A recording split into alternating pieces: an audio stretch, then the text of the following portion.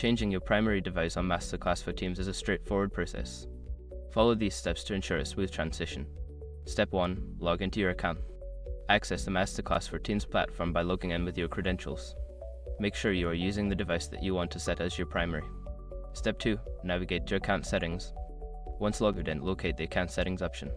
This is usually found in the upper right corner of the screen, often represented by your profile picture or an icon. Step 3. Select Device Management. In the Account Settings menu, look for a section labeled Device Management or something similar. This section allows you to view and manage the devices associated with your account. Step 4. Choose your new primary device. Within the Device Management section, you will see a list of devices currently linked to your account. Select the device you want to set as your primary device and follow the prompts to confirm your selection.